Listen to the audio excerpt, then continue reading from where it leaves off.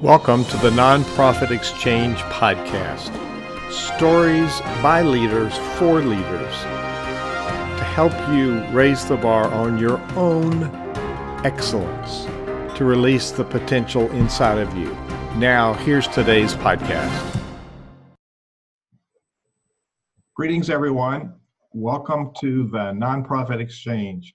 This is a weekly program of interviewing leaders in many different types of organizations, different size organizations, doing different kind of work. But the common thread is, here's somebody that steps up and says, here's a vision and here's where we're going, and gets people to the table. People who are passionate about the vision and who want to make a difference in the world. And today we have people representing membership organizations.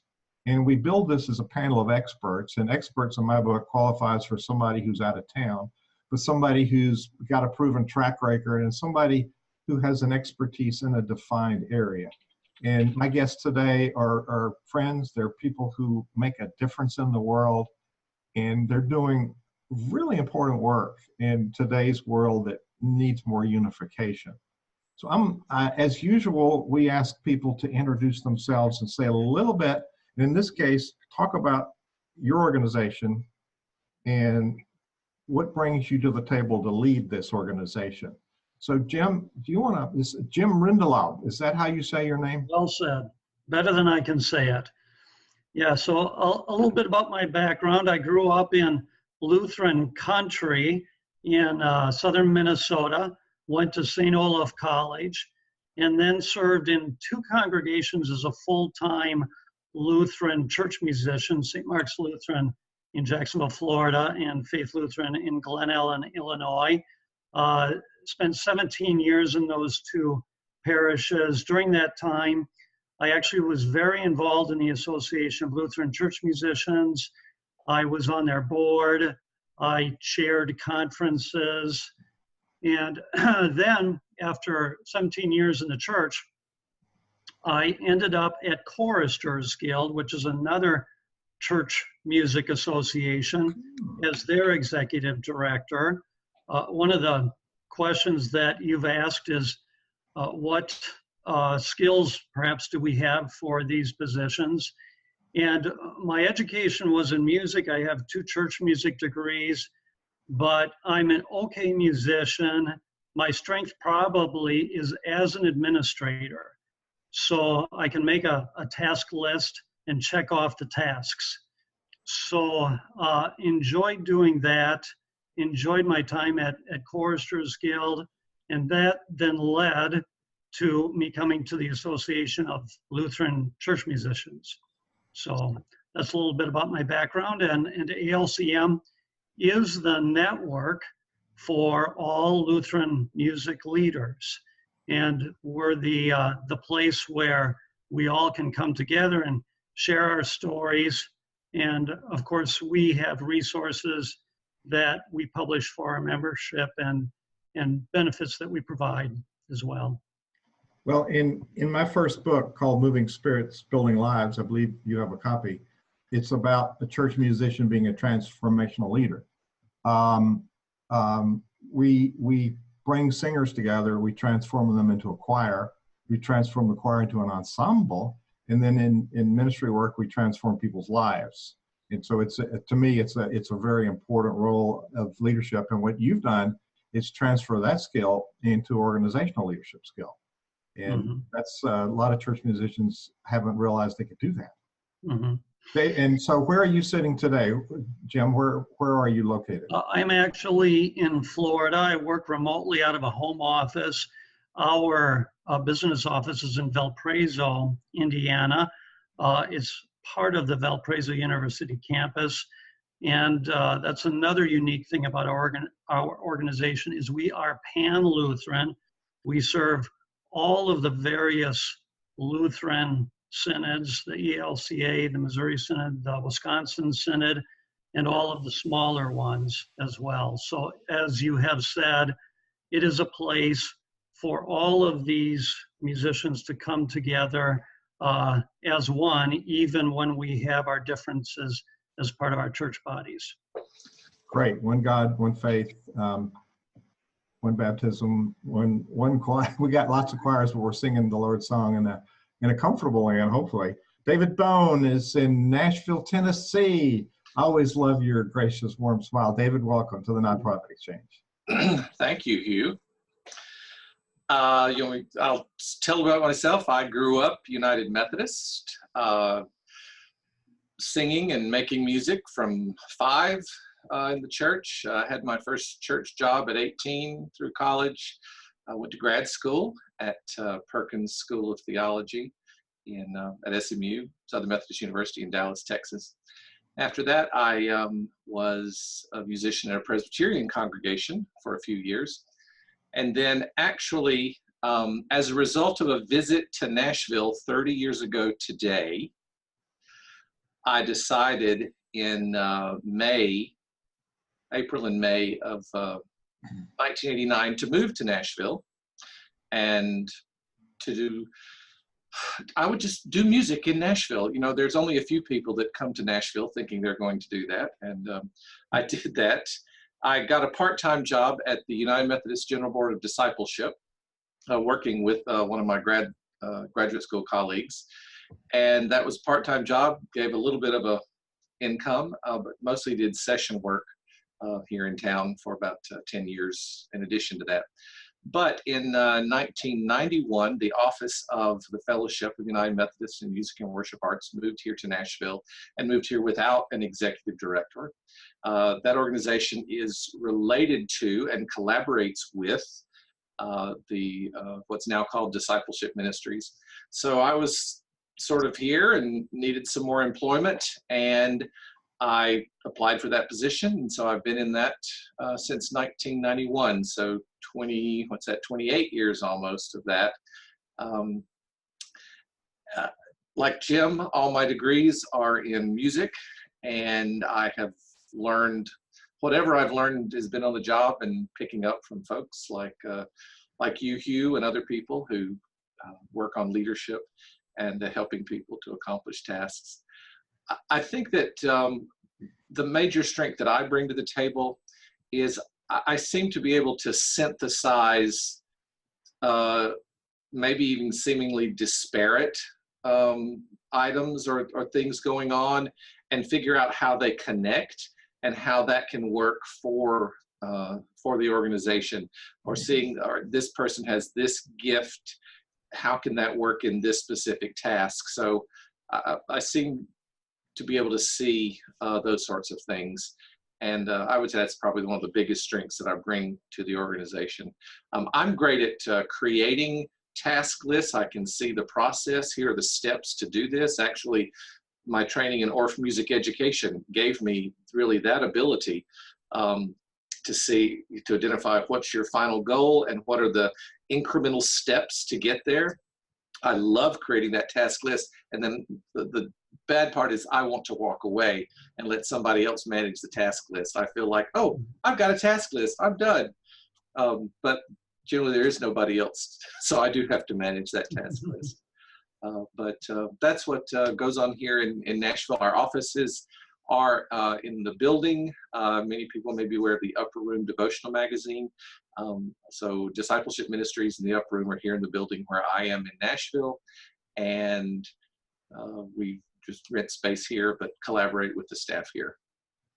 And I met David, Jim, years ago going to an introduction of Church Music for Children program, which he was part of developing and part of rolling out, and was really impressed. And you came down and did a workshop for all my children's leaders when I was in Huntsville, Alabama. And then when I decided to read a book, David introduced me a couple of people, helped me shape it and get it. That was my first book.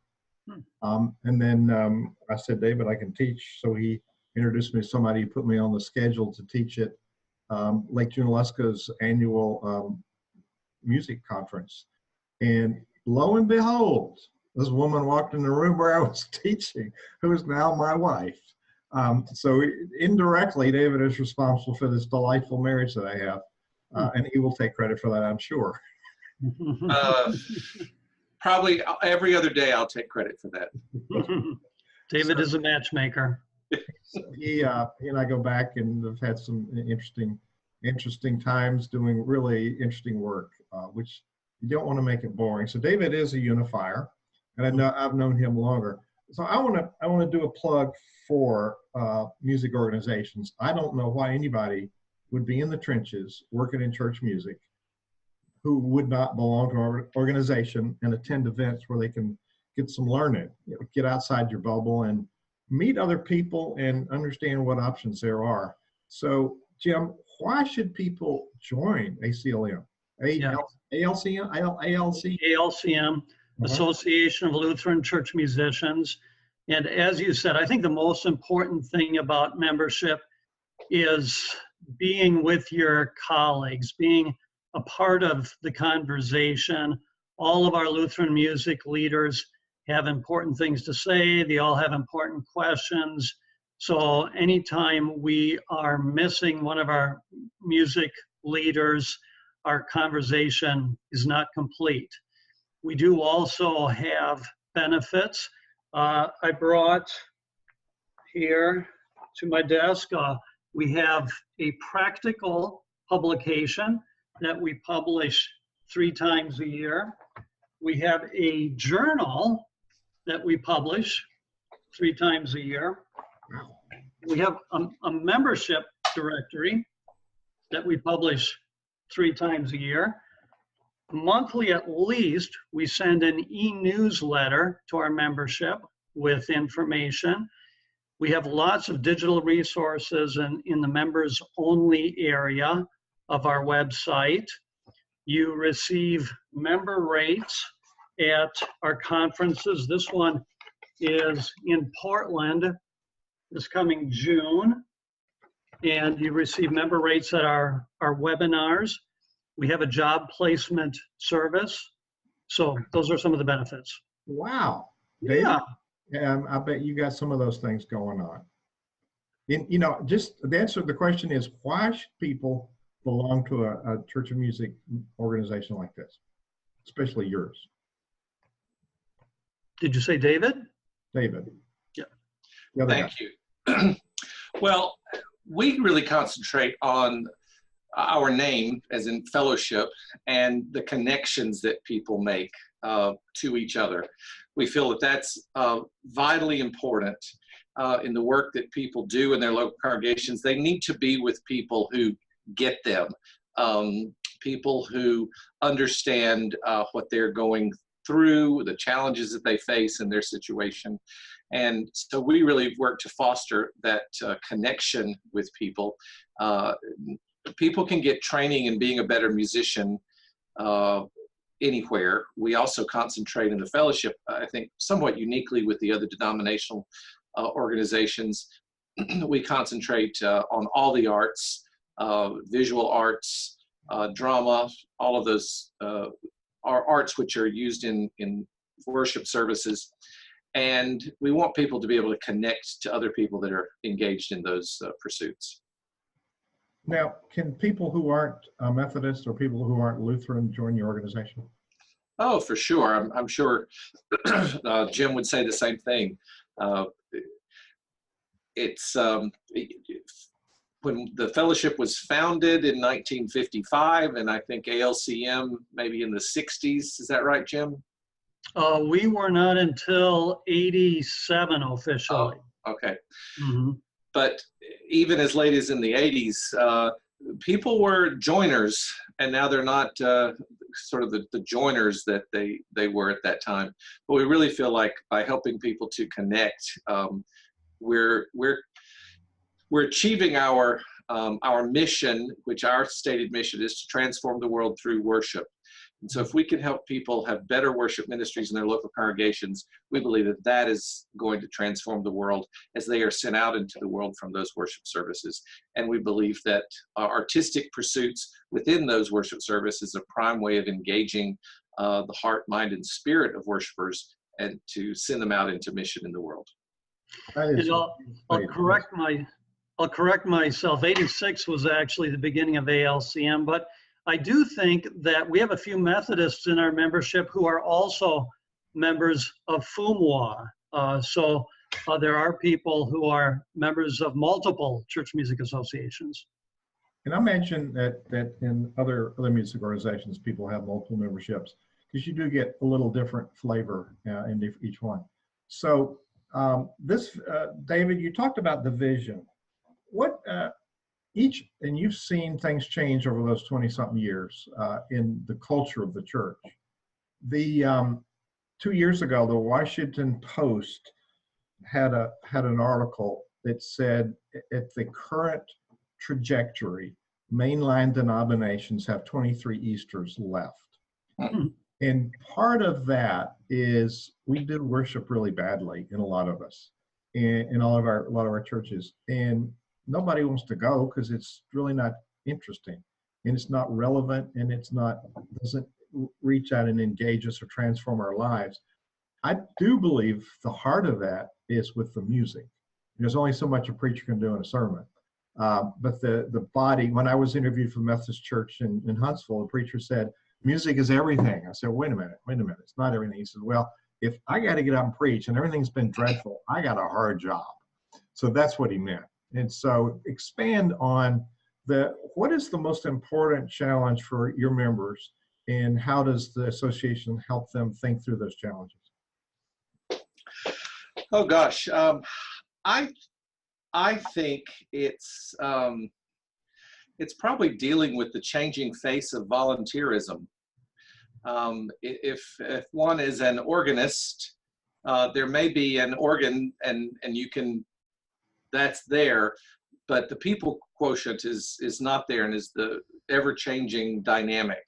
And I think engaging those volunteers, a musician or an artist, well, and musicians in particular, it's hard to make that music if you don't have those volunteers engaged.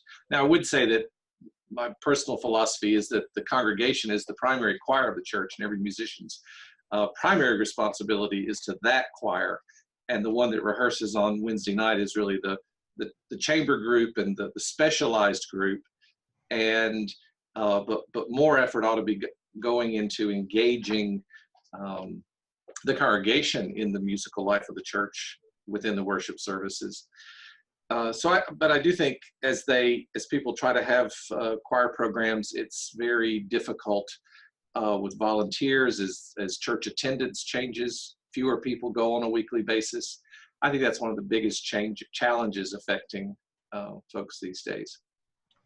Yeah, it is a constantly evolving set of challenges, and I do think, and having been a participant in PAM events, hello Kelly, and FUMA events, having been a leader teaching non-musical things, there's a whole set of systems and skills and processes that the church musician needs to know.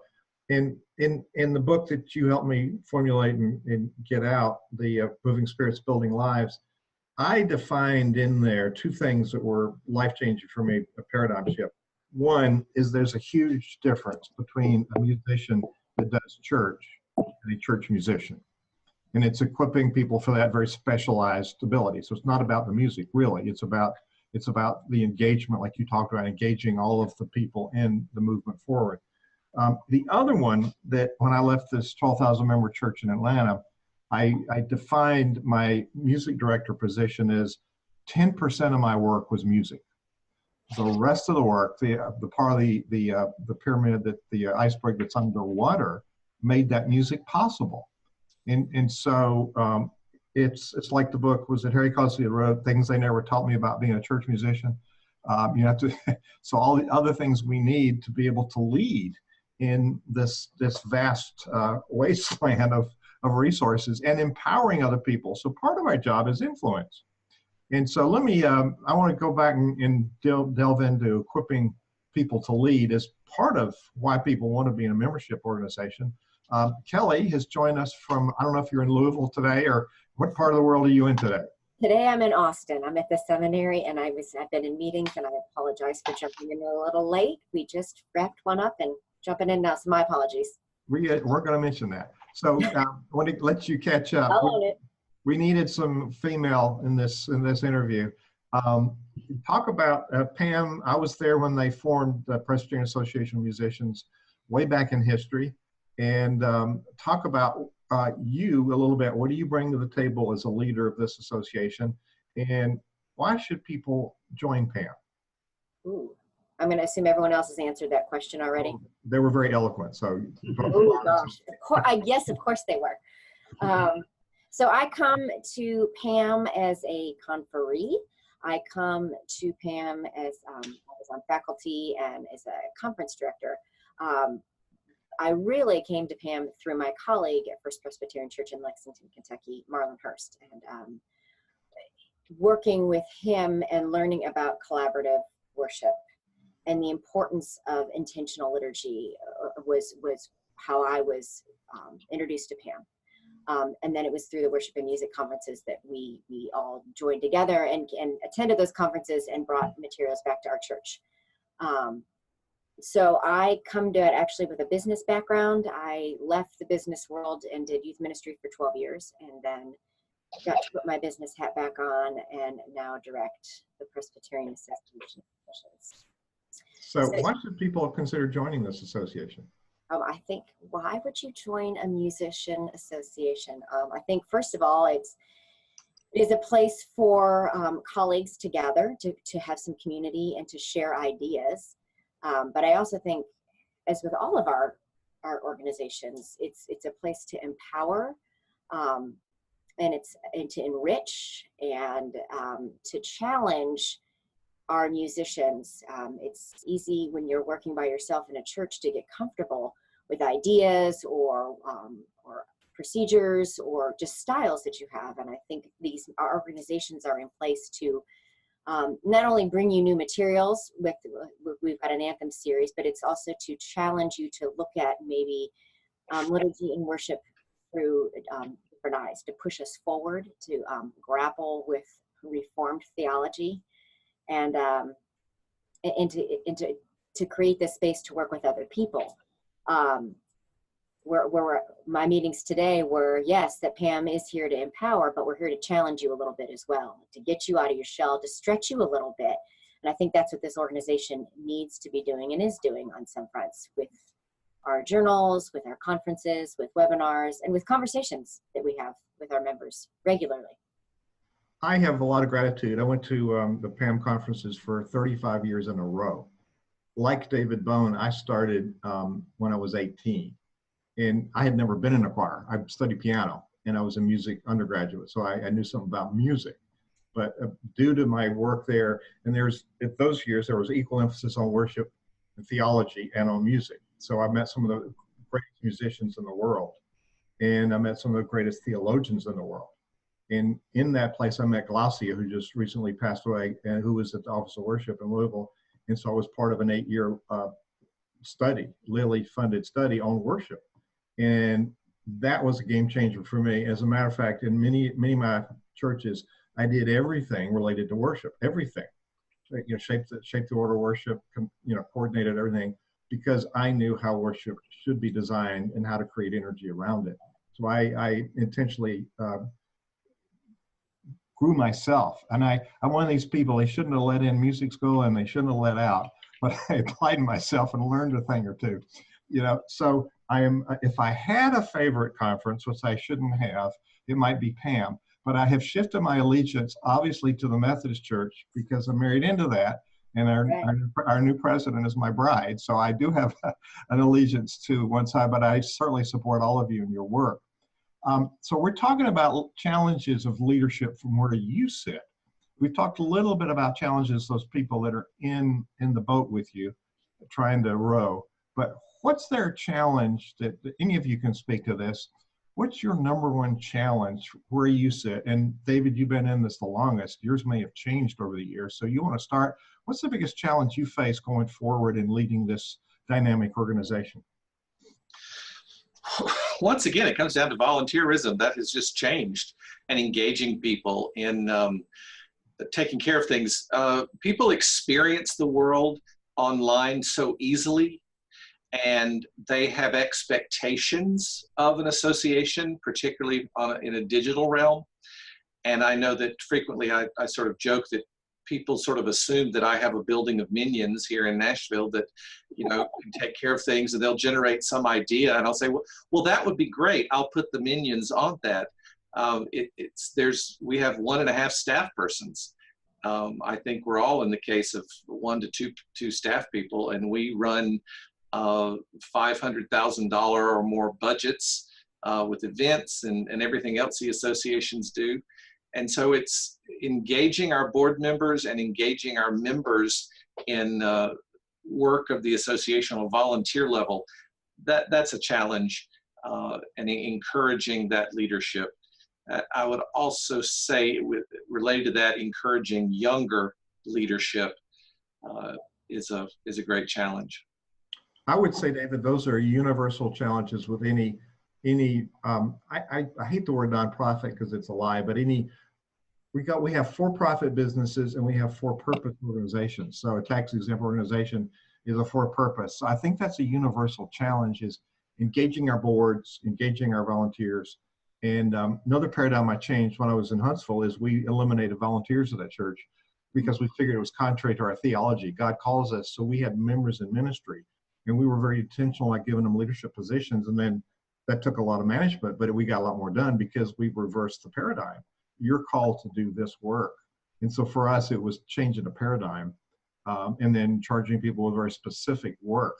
And of course, it didn't happen overnight. So Jim or Kelly, I know Kelly, you and I talked a little bit about board engagement when we were there, and that's universal, but is there another challenge, or how are you seeing that as a challenge to your work? I don't know if we have, I think I think anytime you're in the, as you would say, for purpose, you're working with people who, they have another full-time job. They're somewhere else every day. What I will say is I don't see a lack of passion for Pam with the membership. They're incredibly passionate and they want to be helpful. What I'm grappling with right now, my challenges are how to engage that and how to best find ways to engage some of these younger people who are coming to me saying, what can I do? I want to be helpful. And just really sort of thinking outside the box of ways to engage people in an organization.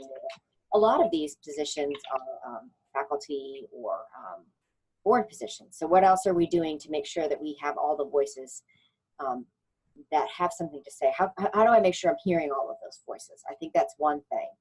And the other thing that I'm running into, and I don't know if you guys run into this as well, is sort of these silos with the denomination as a whole. We've got all these 501c3 offshoots from the denomination, and everyone's working really hard to make sure that their purposes are being, that they're doing what they need to do.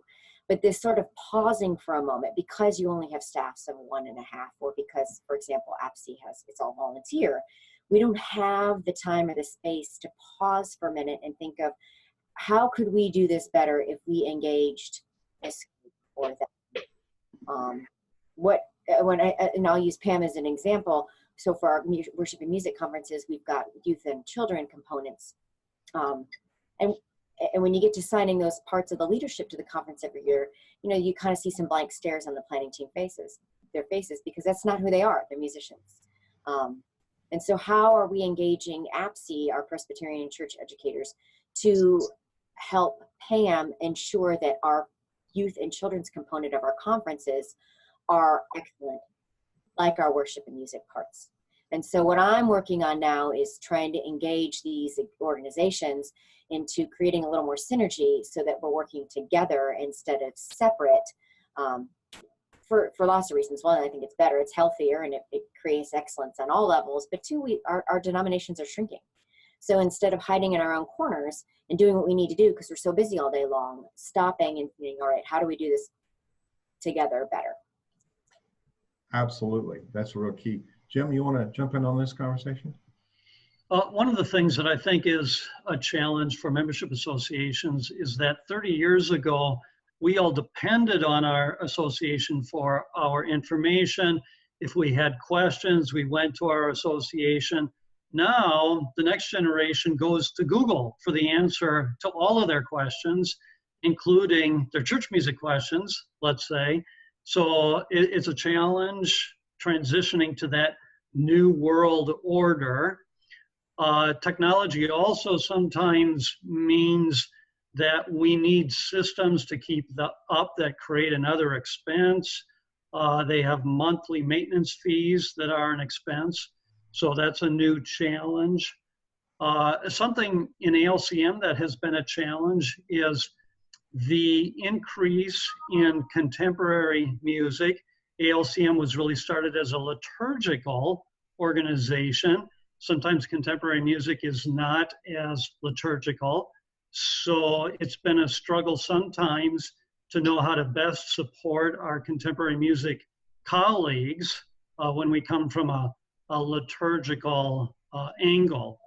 So those are a few challenges for us.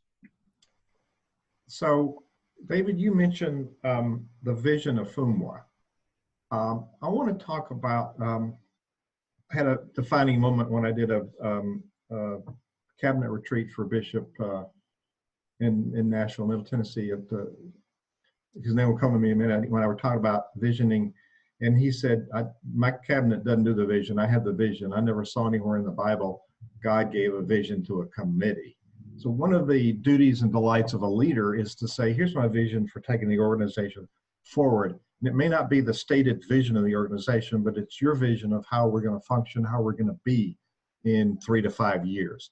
Let's start with you, David. What's your vision for building this out over the next 3 to 5 years? What do you see on the horizon? I think Kelly has a great answer for that. Oh, are you a politician? Nice. Yeah, let's see. Let's see. Kelly and Jim have been doing it for a few years, and me who've been doing it a lot of years. Keeping that vision going is it can be a real challenge. Let me think on that a little bit. I bet Kelly has. I'm always very impressed when I talk with Kelly about her vision, that's why I invited her. how she's putting things together. She's also Presbyterian. So our co-host hadn't been able to get on. Russell Dennis has been our co-host for 3 years, and he can't get on today because he's got a power outage in Denver. Oh. So Kelly, I remember some formative moments in my tree, especially when Eric Ratley was there, and he said, "No wonder you Scots are the ones that pray forgive us our debts." So there's something very specific about Scottish Presbyterians, but you come at this with some youth. If you do youth ministry, you can do anything. I learned everything I need to know about leadership teaching middle school for 3 years, but you come at this with a diversity of perspectives and backgrounds, and you and I have talked about some of the ways you want to move this organization. Do you want to share any of those? Oh gosh, I feel like that was January we talked, right? Good grief, so much has happened since then. I find it exciting with Pam that we've got some goals that were put in place, and they've got some objectives that board is working on. What I'm finding exciting right now is getting this opportunity to get out to talk to members, is hearing all of the different ideas. And they're all great. This is what I've said to the board. They're all really great ideas, but it's sort of like you cannot do them all, because then it's like dinner theater, right? Together, maybe not so great. And so keeping them separate. And so the board is gonna, the plan was to talk in August. I think the plan is now in January to sit down and do some strategic planning and some visioning and some 5-year, 10-year plans. And I find that exciting. I find it exciting because you get, what I see are a ton of great ideas and a ton of energy come to the table, and working together to sort of sift out where do we want to be. Does that work with the mission of Pam? So I find this next 9 months to be rather exciting to learn about where we're going to go. But I think you have to do that, and you have to have board support, because when you have a staff of one and a half or two, you're not going to get it done by yourself. I want to piggyback on that. And you notice I refrained when David said he had a staff of 1.5. I didn't ask him which one he was. So Kelly, you already bought my book. I was impressed when I said, "Oh, here's my my word. Oh, I got that book. So you've hit on a really important thing that we teach at Center Vision Leadership Foundation. Having that strategy, having the board engaged in developing the strategy is an engagement. I call it a new architecture of engagement. And I live to eliminate boring meetings. What I learned, I don't know if y'all ever experienced Eve Ely. Eve Ely taught me that rehearsals were an attitude adjustment. People leave feeling better than when they came in. That's the way I think meetings ought to be like rehearsals. You know, what are our deliverables? Skip the agenda. That's old thinking. What are we going to accomplish and how are we going to get there? And we drive toward results. No conductor uses an agenda for rehearsals. We look at what kind of results we want. So the centrality, I'm in my, I've just finished a year and a half with the Lynchburg Symphony. And there's been a huge difference in engagement in the board because we've set a strategy. All the committee chairs are functioning underneath the yearly goals for that. And there's accountabilities along the way. And they liked my work so much. I'm the incoming president of the board for the Lynchburg Symphony. You know, so I stood up when I should have shut up. But now I got to produce what I'm teaching. So it's really, so I'll be in a similar boat to you come June 1st. But talk about that a little more. You've got some mechanics. I've agreed to help resource you with some tools. And then what tools are things that then, it's like notes on the keyboard. You play them differently. So you've got the scales, but you got the tools. What is the pathway and how do you hope that's going to transform the engagement in that process? The board, is that what you're saying? Yeah, you're doing the strategy with the board, and part of your strategy, if I understand it, is to get them engaged in the nuts and bolts, so they know where they can be engaged and step up.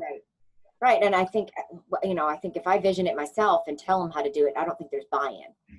I think if the board does it together, then they're the ones who are coming up with it. It's their idea. And I think, you know, in anything that we do, when we plan it and execute it, we understand it more deeply. We're a little more emotionally attached to it. And I feel like that's how the board will be. And I think they're excited. They know that there's some really great stuff we can be doing, should be doing, can be, and listening to. And to have everybody in the room to take, I think the hardest part is finding and taking that time to set it aside and do it. But once we do it, I think, you know, they're the voices. You've got a board of 9. They're the voices who are going to go out and share this information with their members one-on-one. We can talk about it on a website. We can talk about it in a webinar, but it's when you're in these at events, sharing it with your fellow membership, that's where the buy-in happens. It's your word of mouth. And there's a reverse value for them. They can learn from participating here. They can take back to their organizations, their churches, their community choirs, their schools. Mm-hmm. So they can learn and take it back and be better at what they're doing. Oh, so, absolutely. David was right. Calling you first. You got the goods. So Jim, we're giving David time to think about this. Your vision for the organization that you're charged with leading. Yeah, some things that we're doing in the future. We are doing more with webinars. We are in process of putting together a class. One of them, actually 2 classes. One would be on Christian hymnody and the other would be on Lutheran liturgy and music. And these would be 10-session classes. We're setting those up for next fall and next spring. So that's a digital vision for us. We last year started something brand new for us, which was doing one-day Saturday only workshops around the country. Previously, we had done 3 or 4-day conferences, either nationally or regionally. So last summer, we did 36 of these one-day events. We had almost triple the number of people at the 36 one-day events that we would have at a national conference. So we were very happy with that and intend to continue those one-day events. We are looking at restructuring our regions. We are currently set up in 4 regions of the country, and we're intending to change those to possibly 6 differently drawn regions. We actually have over 16,000 Lutheran churches in the country, and our membership is 1,650. So we have about 10% of those Lutheran churches that are members of the organization. And we're looking for ways to better communicate with all of those 16,000 Lutheran churches. We're sending more things to all of the churches rather than only our membership. So hoping to better connect with all the churches. So those are a few things that we're looking at. I love it. So David, you've had time to mull on it. I went across the street here to one of our local Methodist churches, and Leanne, my wife works for the district, so we visit a lot of Methodist churches, different every Sunday. And the preacher greeted us, said, we complimented him on how the flow of worship was done and how the pastor and the musician worked really well together. And he said, well, she taught me into going to Junaluska, and I learned a whole lot of stuff, and I go every year now, and now we're taking people. Right. I used to take a group of 20 or 30 to Montreat, and we'd do our whole year's planning. So talk about your vision for supporting your members and the organization as a whole. And is that part of it, engaging pastors in some of this learning? There are so many areas of growth. I've always said that increasing our number of teams from churches that attend an event, if one person from a church attends an event, it doesn't do as much. But if two people or more people, and if one of those persons is the pastor, it can really make a profound effect, have a profound effect on the worship life of that congregation. I think as I look 3 to 5 years in the future and think about it more and learn from Kelly, mm-hmm. there is synthesis within our denomination. Our denomination is going through some very troubled waters at the moment, so we just have to be sure we are doing our best to remain steadfast in a time of difficulty for the denomination and chart those waters, and we don't even know where all that's going. So that's a piece that it's hard to see the future. But we do know that there are 2 areas of growth that we need to address. One, as I mentioned earlier, is engaging more with young people and fostering mentoring relationships. And the other is increasing our racial ethnic diversity, both in our membership, folks at our events, to make our events look more like the kingdom of God than what they've looked like in the past. So goals around that, in addition to the goals of getting pastors to events and training our folks to be better worship leaders and musicians. But those are some big areas of work. Our denominational staff in worship, there are 3 new staff people with a denomination that'll be working right down the hall from me. So when that team is in place, the next 2 to 3 years will be a time of relearning each other and how to collaborate. And as Kelly was saying, not duplicating effort and work with the other entities to the good of all. I noticed when we were together recently in Charleston, I believe that was a Lutheran event, but all of you were there and there were constituents from multiple denominations. And David, we've all used the word collaboration. I see you guys doing more collaborative. So talk about collaboration opportunities and why those are important. Well, I will say it was at a Lutheran church, but it wasn't a Lutheran event, not to steal Jim's thunder. Okay. A lot of Lutheran publishers there, but no, not a Lutheran event. Okay, I was fooled. So it was obviously you guys were working together. So there's opportunities for collaboration in any kind of organization that we don't think about. Well, it was good. That really started with 3 music publishers, so on the supply end of the work, and they wanted to put together an event, and they invited these 3 associations to participate. So that was an idea that came from the supplier end. They're providing resources for musicians, and I think it's been a great collaboration between all of us to promote that event, and we all have members that are there, so it works out really well. Anybody else want to talk about collaborative opportunities and why they're important? I think we all work very well together. In particular, FUMWA and ALCM is looking at doing some of our one-day workshops together. And down the road, we've been talking about doing a national conference together. So, and I'm always impressed. There's a lot of excitement about doing things together, which is very pleasing as well. Kelly, you want to weigh in? Oh, yeah, I think I said it earlier. I think we have to collaborate with our shrinking denominations and with the cumulative knowledge across organizations.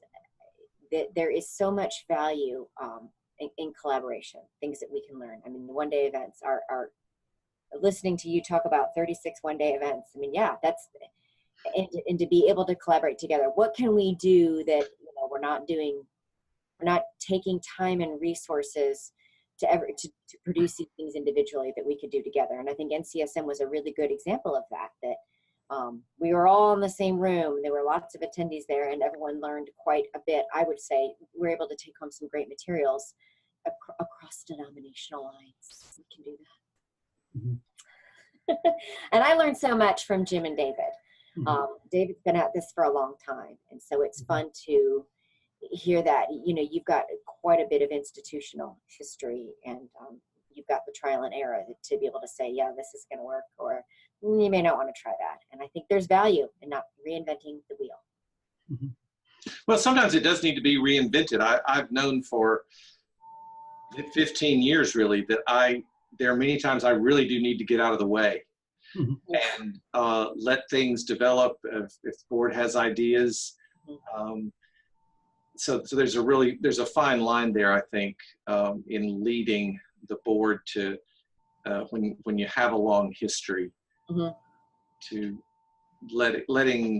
staying out of the way when needed. Right. I guess the wisdom is to know when. Mm-hmm. You know, we need to parallel volunteer work to make sure it gets done. But there's a mentoring aspect, which is antithesis of micromanaging aspect of it. So talk about leadership and self-care. How you're in a position that I've seen many people burn out in. And it's important, I think it's important. My fourth leadership principle, you know, the strategy and the foundation is the first one, relationships. It's the second one, having good systems that these good people with a good mission can work in, and then balance.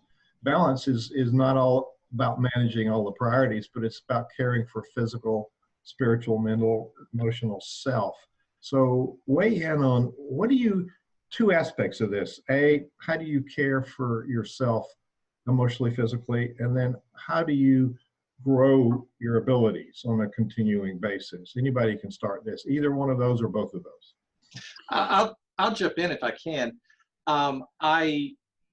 After a period of discernment over last year, decided there were a lot of things that I really wanted to begin to engage in for my musicianship and projects that I both have going on. There are a couple of annual books that I update. And so I worked out with my board to get my work done in 4 days a week instead of 5.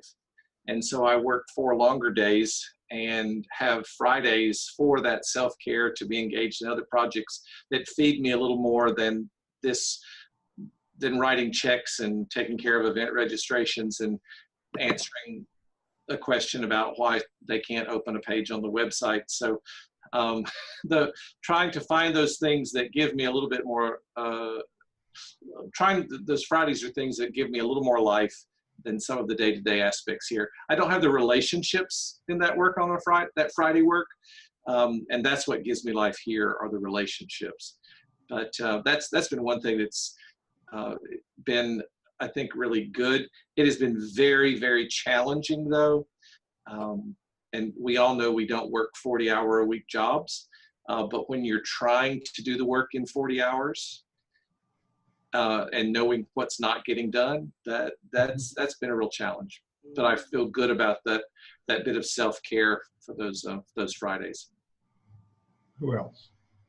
I would say a couple things that I do. I always force myself to take all of my vacation days. And that's something that just helps me maintain health. I know there's an awful lot of people that let those vacation days go by, but that's something I force myself to do every year. I do have a part-time church music director position in a Lutheran church that is really just a joy. It's a complete change of scenery for me to do that. And I have rehearsals one evening a week, and I have one Sunday morning service. So it doesn't take a lot of time, but it's an enjoyable way for me to stay connected, making music, and not only be an administrator. And then typically I do find a professional development conference to go to. Just this past January, there's an organization called the Association of Lutheran Development Executives. So I went to their continuing education conference, and that's another way to energize. Great. Kelly. Ooh, leadership. Let's see. I think for me, your question was self-care, but leadership. What are some things that we find with leadership? I find I'm very comfortable saying what I know, and I'm very comfortable saying what I don't know. I'm very comfortable admitting in this space I am not a musician, but I'm very comfortable saying that I care deeply for liturgy and I value music immensely. And it is incredibly important for me to make sure we preserve that in our churches.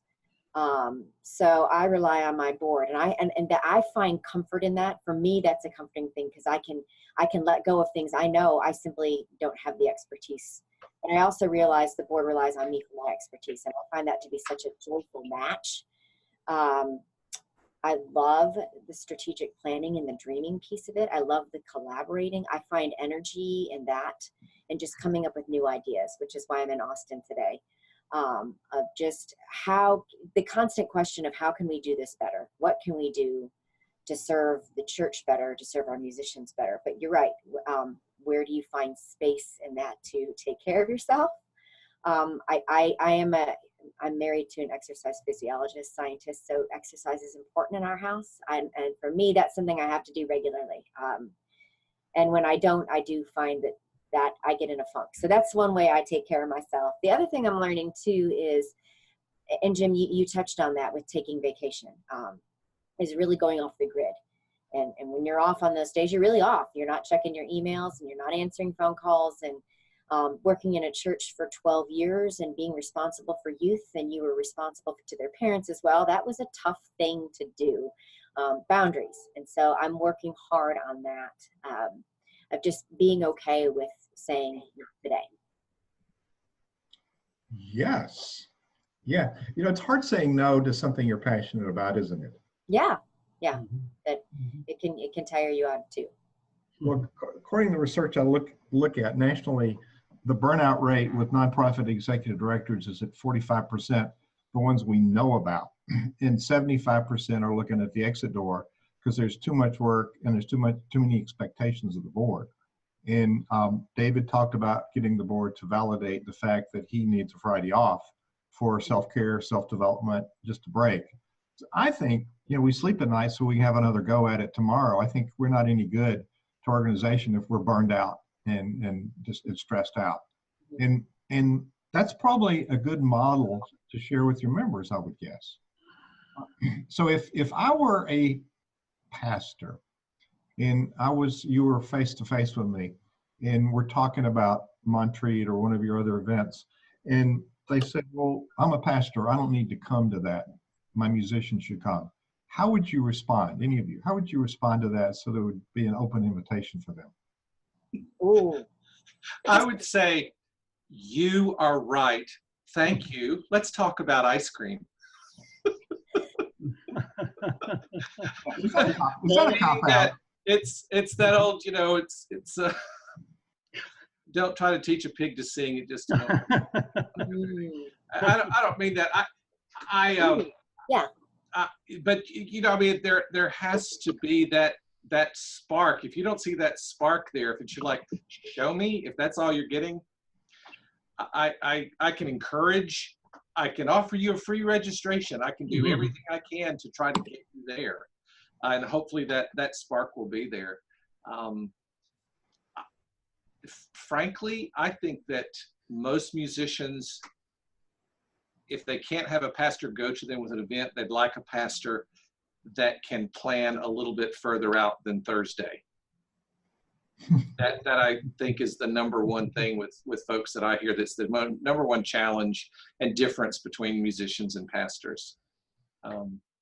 We know at the website that Discipleship Ministries has, and they have some great worship planning resources. They hit their peak Saturday night at 11 o'clock Eastern. Oh my word! And they know because they can measure it. So, Right. Jim and Kelly, we've done our last 5 minutes here of the interview. So, what would you say to a pastor, or is there any use in having that dialogue? And don't be as cynical as David. Where's the ice cream? I'll go cup half full, David. What do I say to a pastor? I think there's incredible value, and with collaborative worship. But like you're saying, you can lead a horse to water, but you can't make him drink. What I love about these conferences is that we are able to model what we believe churches should be doing. We believe we're modeling collaborative worship, where the worship planning team has, we have worship every day at these conferences, and we immediately have a worship reflections following the worship service, where the entire worship planning team, musician, liturgist, pastor, are at the table and working with a group of 45. And then the 45 will say, gee, I wish my pastor was here. Invite them. And the other thing I often think about is meet them where they are. So you're right. You can give them a conference registration.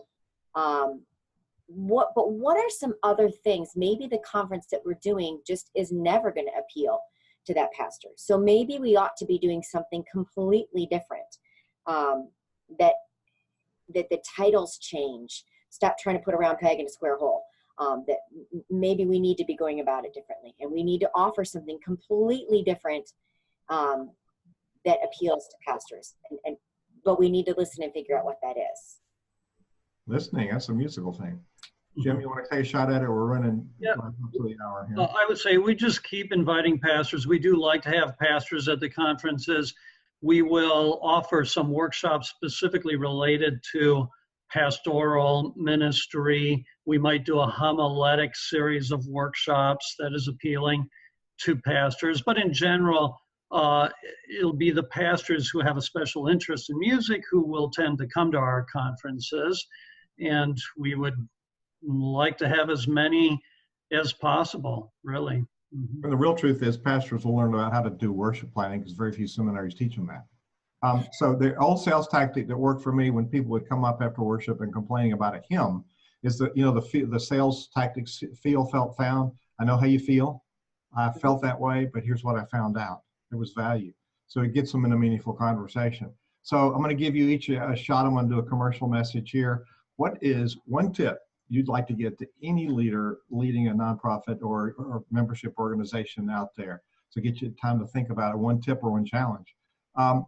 We have a sponsor called WordSprint. They print our magazine, they mail our magazine. We use it to grow our membership for the community, for community builders, CenterVision Leadership Foundation's hub for learning. So come and join our community. But WordSprint, if you go to wordsprint.com, you can get a free consultation with Bill, and he can show you how regular mail mailings will keep your donor base, keep your membership base active and growing because they know what you're doing and it's in their hand. CenterVision is offering 31 days to being a better leader, to becoming a better leader. And it's designed for anybody at any level of leadership because we're always working on self.